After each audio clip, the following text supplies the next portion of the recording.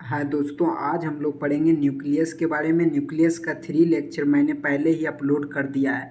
जिन्होंने वो वीडियो नहीं देखा है उसको जाकर के आप ज़रूर देख ले, वरना ये वीडियो समझने में आपको बहुत ज़्यादा दिक्कत होगी। चलिए दोस्तों, आज की लेक्चर की शुरू करते हैं। चलिए दोस्तों, सबसे पहले बात करते हैं क्रोमेटिन की।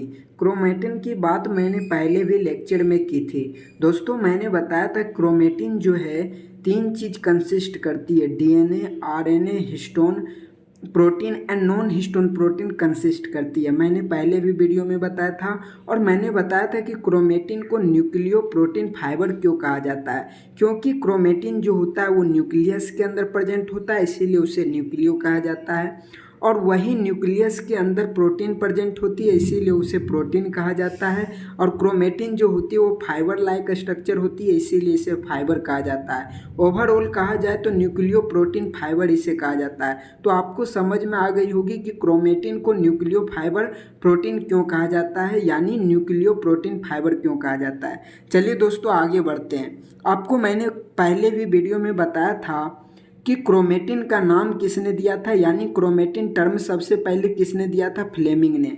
तो ध्यान रखेंगे कि क्रोमेटिन टर्म किसने दिया था? फ्लेमिंग ने। बहुत ज़्यादा इंपॉर्टेंट है। Stand with basic dye acetocarmine. ध्यान रखेंगे, स्टैंड विथ बेसिक डायएसिटोकार्माइन। चलिए आगे बढ़ते हैं, देखते हैं क्रोमेटिन का फिगर।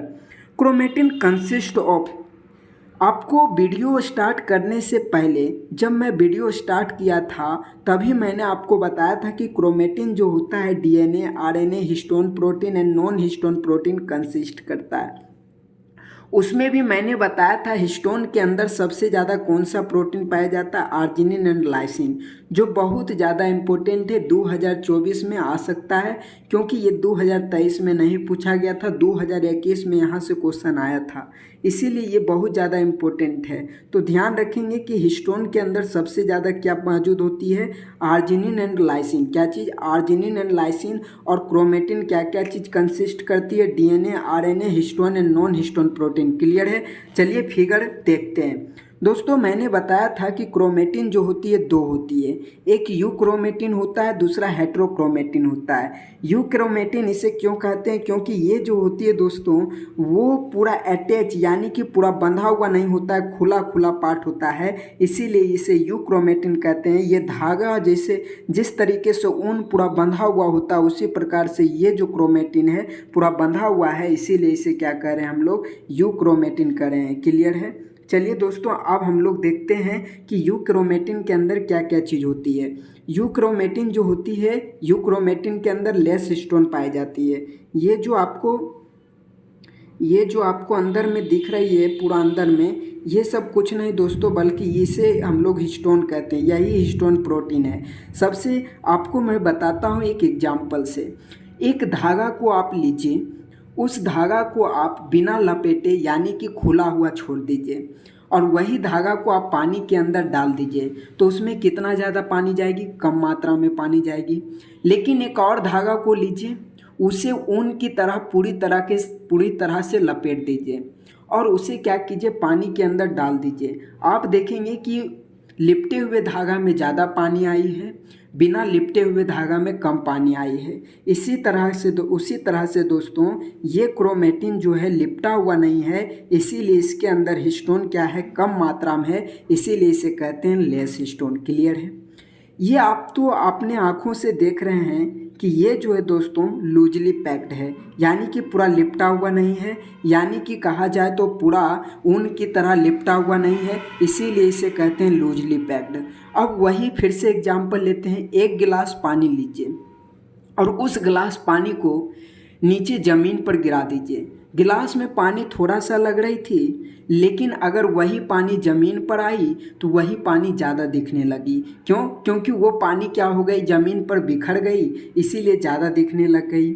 उसी प्रकार से दोस्तों, ये जो आपको दिख रही है ये खुला खुला है, इसीलिए इसमें पानी कम मात्रा में समाएगी। कहने का मतलब है कि ये जो है दोस्तों वो मतलब गिरा हुआ पानी का आकार है, इसीलिए इसे कहते हैं लेस डीएनए। इसके अंदर कौन सा डीएनए प्रेजेंट होती है? Less DNA. और ये खुला खुला है, इसीलिए ये क्या कहलाती है दोस्तों? Light stain. और ये जो होती है दोस्तों ट्रांसक्रिप्शनली एक्टिव होती है। क्लियर है? अब हम लोग बात करेंगे हेट्रोक्रोमेटिन की। किसको बात करेंगे?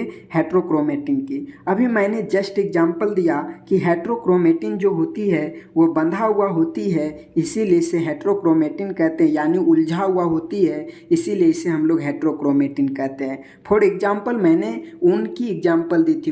ऊन किस तरीके से पूरा लिपटा हुआ होता है, पूरा बंधा हुआ होता है, उसको अगर आप पानी में देते हैं तो उसके अंदर बहुत ज़्यादा पानी समाती है, इसीलिए मोर हिस्टोन, यानी कि अगर इसके अंदर आप प्रोटीन डालोगे तो बहुत ज़्यादा प्रोटीन आएगी, इसके अंदर बहुत ज़्यादा मात्रा में प्रोटीन है, इसीलिए इसे मोर हिस्टोन कहते हैं। ठीक है दोस्तों, अब आप ऊन को लीजिए, उस ऊन को आप देखिए किस तरीके से पूरा बंधा हुआ है, टाइटली बंधा हुआ होती है, इसीलिए ऊन को कहते हैं टाइटली बंधा हुआ ऊन। इसी प्रकार से हिस्टोन जो है पूरा टाइटली बंधा हुआ है, इसीलिए इसे कहते हैं टाइटली पैक्ड। क्लियर है दोस्तों?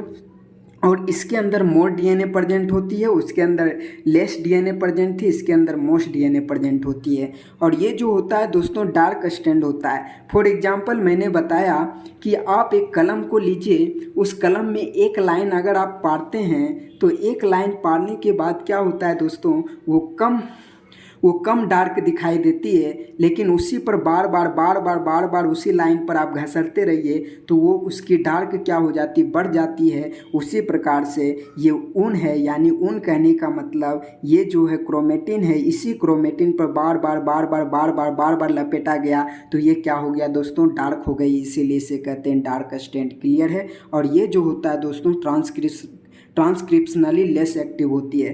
दोस्तों वीडियो अच्छा लगा तो ज़्यादा शेयर कीजिए, लाइक कीजिए, सब्सक्राइब कीजिए, आने वाले वीडियो आपको सबसे पहले मिले। थैंक्स।